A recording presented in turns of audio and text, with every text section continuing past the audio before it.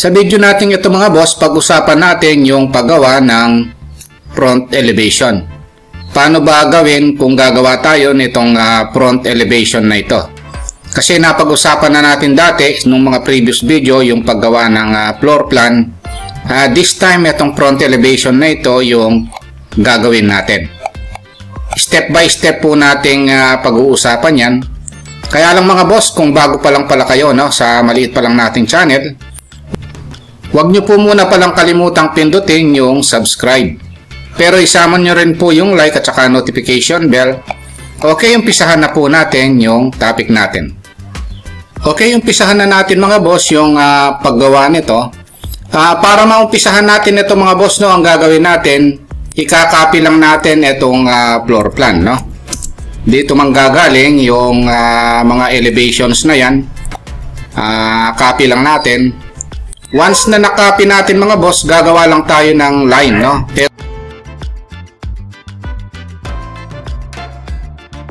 ang gagawin natin, tapos step by step nating ipoproject yan. Ang gagamitin natin command mga boss, XLO, yung tinatawag na construction line, Then enter, na discuss naman natin yan. Yung vertical ang gagamitin natin, So lalapit tayo rito. Halimbawa, unahin natin yung firewall, O click lang natin. Click. Yun yan. Pagkatapos, ititrim lang natin itong baba.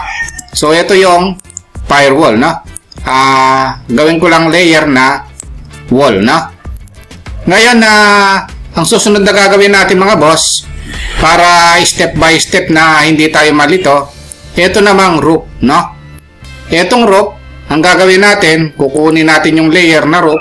Kung may layer na kayo mga boss, kunin nyo lang dito. Na-discuss ko naman yung layering, Kung ano yung gagawin nyo, iset nyo na yung current layer nya, Halimbawa, itong roof yung gagawin natin, o iset na natin yung roof dito, sa layer.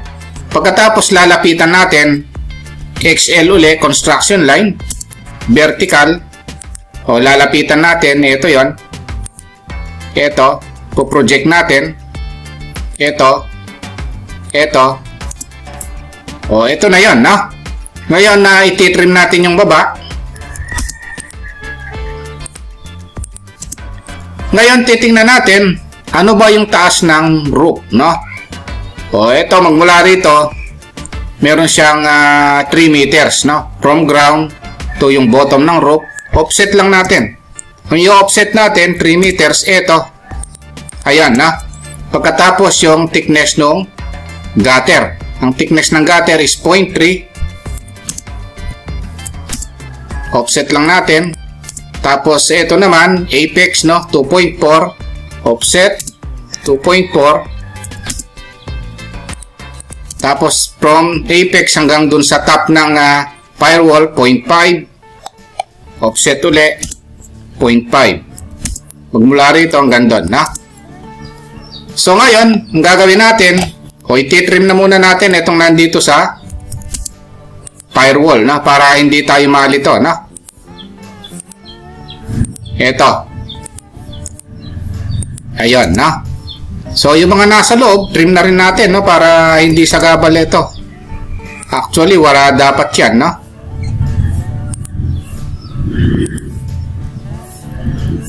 Trim natin yan. O, pagkatapos ito naman, dapat wall ito. MA, match properties na discuss naman natin.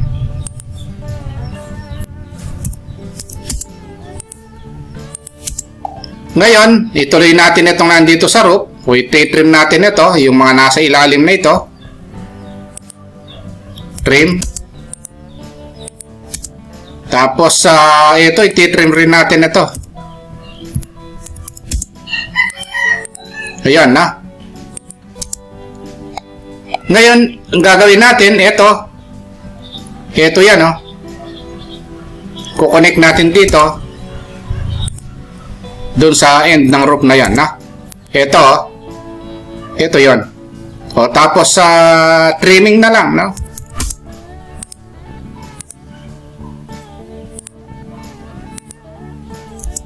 O erase na natin yon. O tapos sa max properties, na-discuss naman natin yung max properties. Ayun, no? Tapos i-copy natin ito. Mula rito papunta ron, no? Para meron sa kabila, mirror na lang natin, no?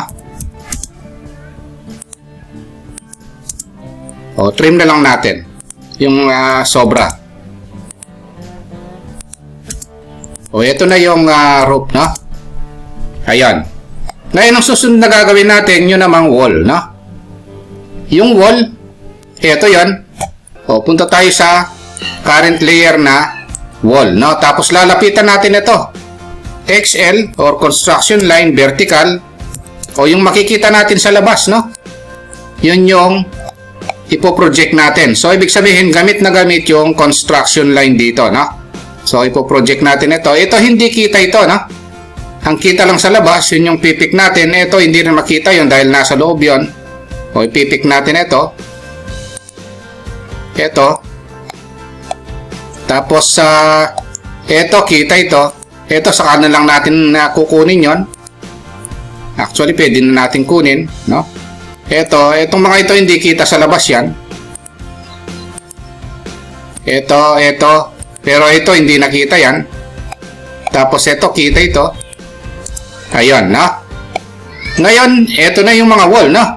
Ititrim natin ngayon yung sobra-sobrang line, no? Sobra-sobra ito. Tapos sobra yung mga nasa taas. Ayun yan, no? Ito na yung mga wall, no? Ngayon, yung bintana. O, gaano kataas yung bintana? 0.9 tapos 1.2. Elevated siyang 0.9 tapos 1.2, no? Offset na naman. 0.9. Ayan, no? Tapos 1.2. Ayan, no? So, eto yon, no? Yung bintana na yan, no? Ayan, no? Tapos trim na lang muna natin. So, ito yung bintana. Actually, trim dapat din ito. O, ito yon, no? Yung doors and windows yan. DW. Or lagyan natin ng ibang kulay para madaling makita, no? O, tapos ito. Window yan. Titrim lang natin. Na-discuss naman natin yung trimming, no? So, ibig sabihin, lahat ng gagawin natin magmumula dun sa floor plan, no? Ipo-project natin pababa, no? Ngayon, subukan natin gawin itong poste, no? Yung column, kunin natin. Ang kulay yellow, no? By layer. Construction line na naman, no? Vertical. Dito galing yan, no? Ito yung poste. Tapos trim na natin. Ito yung ititrim, pati ito. Ito, yung mga nasa baba na yun, trim na rin natin. Mauna yung poste kesa dun sa line na ito. O, gawin na rin natin yung biga, no? So, max properties muna natin. Yung biga, offset natin, 0.3 yan. Ayun, max properties tayo. Kaya importante yung mga dating command natin, mga boss. I-review natin, no? Fillet, radius, 0.3 rin. Ayun, no?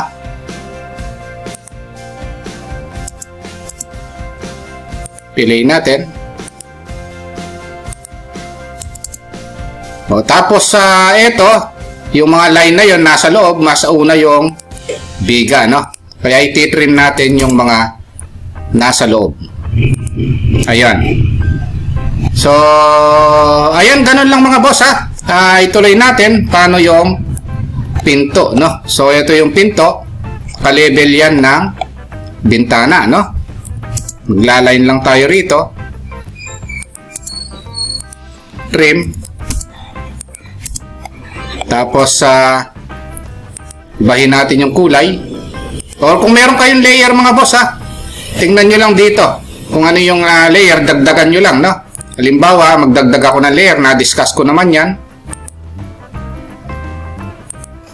TW, isama na lang natin yung doors at saka windows, no? O tapos, kulayan na lang natin ganito. Tapos, set natin dun sa DW. Na-discuss naman natin yan, rectangle.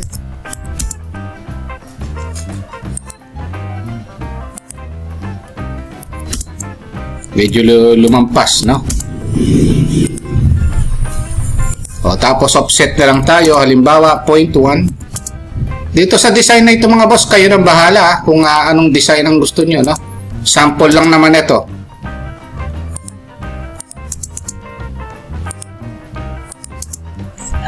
Sinimplihan ko na lang.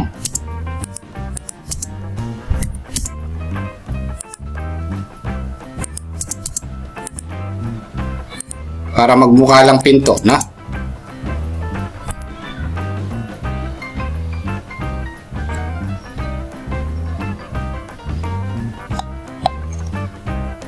Trim.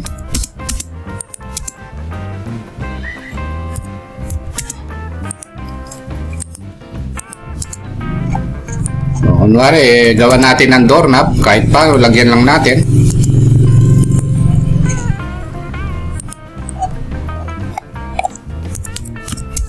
Para magmukhang pinto, kahit paano, designan natin, no? MI, mirror, no?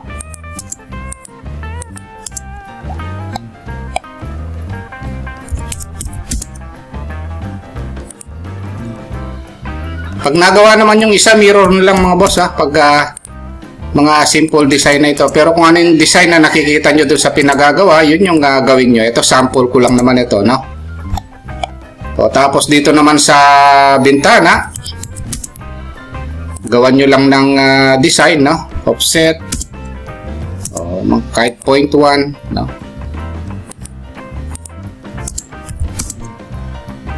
Tapos kung gusto nyong i-hatch mga boss, meron namang hatch, no? Na-discuss ko naman yung pag-hatch. Dito naman sa roof, subukan natin gawin yung ridge rolls, no? Offset lang tayo ng 0.1. Tapos trim na lang.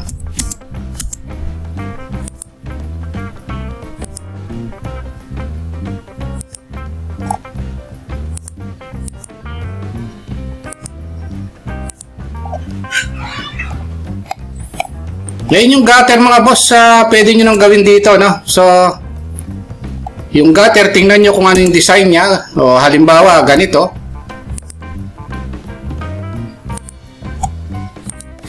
Kulay white ko na lang ito. Simplihan na lang natin. Halimbawa, 0.05. 0.05.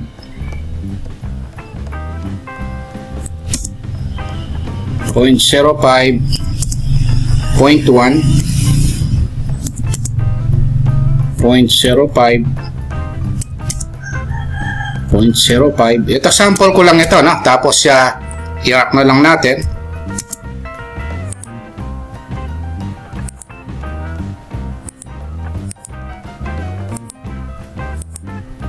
Once nagawa naman yung isa, copy na lang, no? Tapos ito, copy nyo na lang.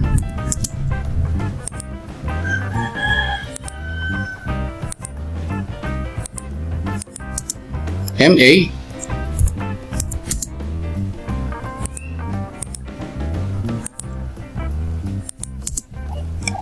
O dito naman, copy nyo na lang.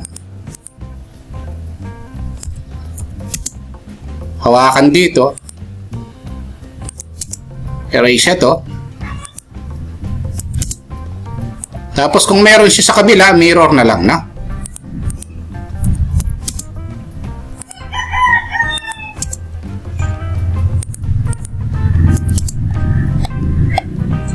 Tapos extend, no? Ayun, so ibig sabihin mga boss, nang gagaling dito yan, no? Tapos mga boss, kung gusto natin lagyan ng hatch ito, no? Type lang natin yung H. Tapos pili lang tayo ng pattern dito. O halimbawa, ito. Tapos click lang natin dito. Then, i-type yung scale, no? Kung anong scale yan.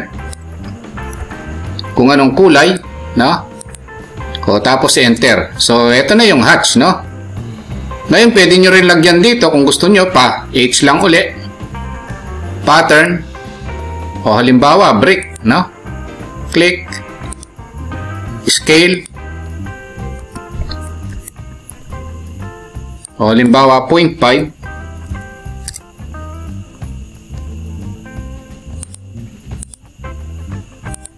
Enter. O, kung gusto nyo palitan ng kulay.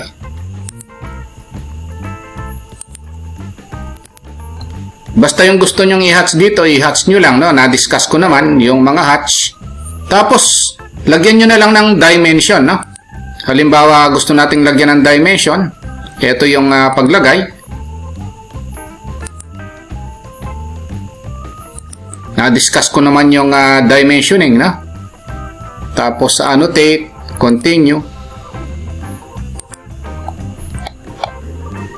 Review nyo na lang yung dimensioning natin, no? Na-discuss naman natin yon. Tapos may mga text yan, no? So, kung meron na kayong text doon sa floor plan, copy nyo na lang.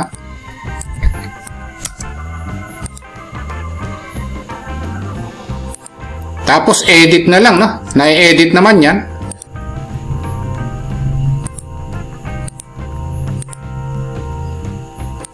Okay, kung may kulang man ito, ituloy nyo na lang mga boss, no? At least binigyan ko kayo ng idea. Kung nagustuhan nyo itong topic natin, no? Huwag nyo po sanang kalimutang pindutin muna pala, no? Yung subscribe dito sa maliit pa lang nating channel. Isama nyo na rin po yung like tsaka notification bell. Thank you very much at God bless po sa inyong lahat.